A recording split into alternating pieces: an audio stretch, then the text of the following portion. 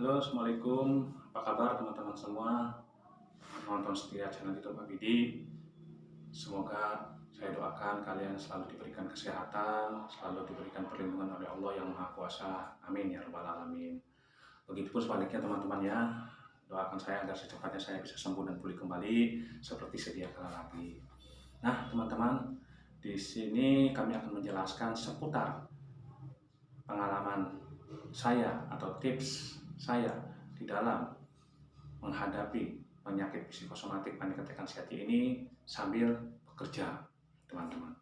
Sebelum informasi ini dilanjutkan, mohon buat teman-teman setia di channel YouTube Abidi ini tonton video saya sampai habis, klik subscribe-nya atau loncengnya biar kalian bisa mendapatkan notifikasi secara otomatis bila mana saya sedang mengupload video-video terbaru, dan biar video ini cepat berkembang ya teman-teman ya. Kalau teman-teman mengklik subscribe di pojok kanan bawah itu, agar video ini bisa bermanfaat untuk masyarakat luas yang menonton kisah perjalanan pejuang saya sebagai pejuang psikosomatik panik attack anxiety ini. Jadi saya hanya sedikit ingin mengisahkan perjalanan saya seputar penderitaan penyakit psikosomatik ini sambil bekerja, teman-teman. Ini pengalaman pribadi saya. Mungkin setiap orang punya pengalaman masing-masing, teman-teman ya. Jadi begini teman-teman, saya ini kan di sisi lain sakit ini takdir dari Allah. Tapi di sisi lain saya juga harus mencari nafkah. Berarti kan dua-duanya ini tidak harus dilaksanakan, teman-teman. Nah, memang untuk awal-awal itu kita bingung meraba-raba, teman-teman. Tapi seiringnya waktu kita akan menyesuaikan diri dengan kebiasaan sehari-hari kita. Maksud saya begini teman-teman, saya ini menderita penyakit psikosomatik anxiety panik attack ini hampir 1 tahun. Saya memang awal-awal itu belum tahu trik tentang saya menderita ini, dan bekerja itu luar biasa teman-teman, nggak kuat lah jujur aja lah gitu. Saya pengen keluar dari pekerjaan. Jadi saya selama menderita penyakit ini sambil bekerja itu begini teman-teman ya. Tapi sholat subuh, setelah sholat subuh itu saya pagi itu konsumsi pisang dulu satu, teman-teman, jam 6 atau setengah 6 untuk mengganjal perut dulu, teman-teman. Kedua, baru makan nasi sarapan setengah 7 tuh, teman-teman, atau jam 7. Setelah itu saya berangkat ke kantor. Nah, nanti jam 11 itu saya makan, teman-teman, tapi makanan ringan, yaitu saya makan bubur. Nah, setelah makan bubur itu saya diselipin dengan cemilan buah-buahan seperti apa ya, belimbing ataupun buah naga itu, teman-teman ya gitu. Nah, nanti saya makan kembali itu di jam 3 atau jam setengah 4, teman-teman gitu. Jadi 4 jam sekali saya makan gitu. Nah, di situ saya makan berat, teman-teman, seperti nasi gitu, teman-teman ya. Setelah makan nasi di jam 3 atau setengah 4 saya baru mengkonsumsi vitamin. Di situ vitamin itu entah B-kompleks, Enervon C ataupun Stimuno, itu saya minum itu, teman-teman, 1 hari sekali di sore hari gitu. Setelah itu malam saya datang ke kantor, malam datang ke rumah, habis mandi segala macam, jam setengah 8 saya makan kembali, teman-teman gitu. Makan kembali, lalu setelah makan saya baru nyemil.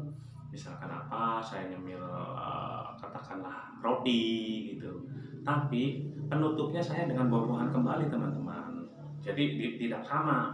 Misalkan tadi siang saya makan makan belimbing, malamnya saya makan melon gitu. Nggak usah banyak-banyak, teman-teman. Kan ada kadang-kadang yang di pinggir jalan tuh 1000-an itu, teman-teman ya. Tapi yang jelas asal diimbangi yang namanya buah-buahan itu. Kenapa, teman-teman, itu bisa seperti itu? Jadi gini, teman-teman. Setelah berkonsultasi dengan banyak dokter saya itu ya, saya kan hampir 5 dokter spesialis yang saya sudah jalani itu, teman-teman ya. Dari dokter spesialis jantung, dari dokter spesialis saraf, dari dokter spesialis psikiatri, dokter spesialis penyakit dalam, dan dokter spesialis bedah lambung karena saya ada batuk empedu yang harus dioperasi gitu, teman-teman ya. Semuanya merucut akhirnya sekarang jadi 2, teman-teman. Saya sekarang jadi dokter saraf dan dokter psikiatri. Sampai detik ini selama 1 tahun ini saya yang masih bertahan gitu. Karena apa? Karena jujur, nanti saya itu punya sensitif sekali yang namanya kepikiran. karena saya awalnya itu terserang hipertensi 215 teman-teman, ininya tensi darah gitu, yang dikhawatirkan saya terkena stroke gitu.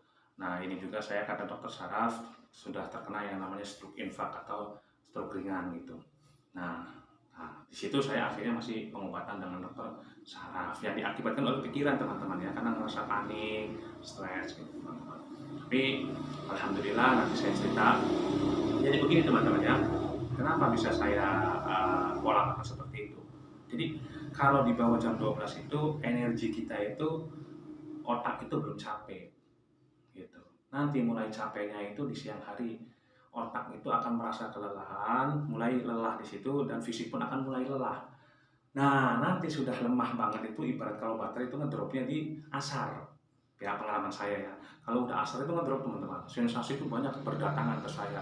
Jantung berdebar, keringet dingin keluar, terus kayak lemas, tidak bertenaga walaupun saya tidak lari-lari atau beraktivitas apapun itu teman-teman. Kadang-kadang vertigo, pusing kelayangan. Itu teman-teman semuanya. Sensasi muncul itu di asar sampai ke malam, teman-teman. Gitu. Makanya kenapa saya di asar dari mulai duhur itu saya mulai banyak mengkonsumsi yang namanya makanan dan buah-buahan teman-teman. Nah, mulai naik lagi saya di asar itu untuk mengimbangi, karena apa? Semakin kesana semakin ini teman-teman ya, semakin kecapean otak sama tenaga kita itu. Jadi saya masukin input yang banyak, tapi inputnya yang sehat teman-teman, makanan yang sehat, terus konsumsi istilahnya buah-buahan juga, dan juga vitamin teman-teman, karena untuk mengimbangi, karena penyakit ini jujur aja teman-teman, penyakit ya itulah istilahnya penyakit pikiran dan penyakit fisik gitu, dan dua-duanya berkaitan antara otak dengan dengan lambung katakan ya, di seluruh tubuh itu. Makanya ya itu saya hajar dengan tenaga ya, maksudnya makanan yang banyak biar tenaganya saya ada, dengan vitamin, dengan suplemen gitu teman-teman. Dan juga apa teman-teman, karena kita itu kan bekerja. Nah kalau untuk masalah pikiran ataupun perasaan itu saya hajarnya itu dengan obat teman-teman, obat dari dokter psikiatri.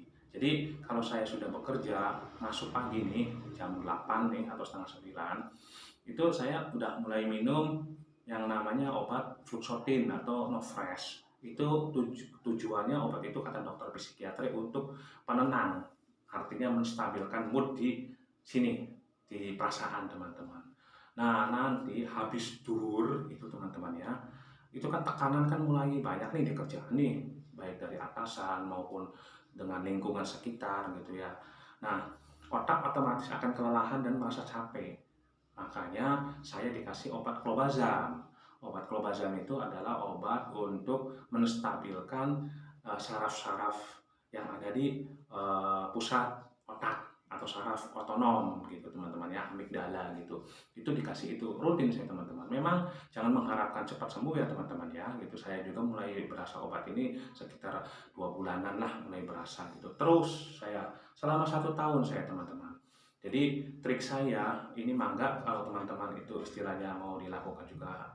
Kalau nggak juga ya nggak apa-apa, karena begini teman-teman ya, setiap orang beda-beda. Tapi ini pengalaman pribadi saya, barangkali bisa bermanfaat untuk teman-teman yang seperjuangan dengan saya menderita penyakit psikosomatik ini. Jadi kalian teman-teman pagi bangun sholat subuh, setelah sholat subuh kalian konsumsi pisang 1 buah saja. Terus habis pisang jeda 1 jam itu baru makan sarapan teman-teman. Sarapannya itu ya kalau bisa yang sehat, sayur gitu teman-teman ya, sayur asem gitu atau sop gitu teman-teman ya, yang ada sayur mayurnya ya. Setelah itu jam 7 saya makan, baru nanti saya makan lagi teman-teman di jam 11 gitu. Tapi itu bubur, makanan ringan. Setelah makanan ringan itu saya ngemil teman-teman dengan buah-buahan gitu. Dengan buah-buahan sambil nunggu makan berat di jam 3 teman-teman. Dari jam 11 ke jam 3 pokoknya saya makan tuh 4 jam, 4 jam, 4 jam. Sehari itu saya 4 kali makan teman-teman. Jam 7, jam 11 teman-teman. Terus jam 3 ya teman-teman, dan jam 7 malam atau setengah 8 malam gitu. Nah setelah nasi saya juga makan lagi pisang teman-teman, makan lagi pisang, nggak apa-apa, saya double. Karena apa? Kalau orang kena psikosomatik itu konsumsi kalori itu tinggi, menyedotnya itu. Karena apa? Kenceng, ibarat kayak jet pump teman-teman. Jadi kita inputnya pun, makanannya pun harus banyak teman-teman gitu. Setiap hari rutin teman. Adapun obatnya untuk menstabilkan pikiran dan perasaannya itu, saya disiasatinya minum yang namanya Novest di habis sarapan jam 7 itu untuk menstabilkan apa ya namanya bad mood kita, perasaan kita. Nah, nanti yang siangnya itu jam 11 itu ya saya makan kan teman-teman. Nah, saya jeda 1 jam setelah makan, saya baru minum itu obat yang namanya Clobazam. Itu Clobazam itu untuk menstabilkan saraf pusat otot, saraf pusat otak, gitu, teman-teman.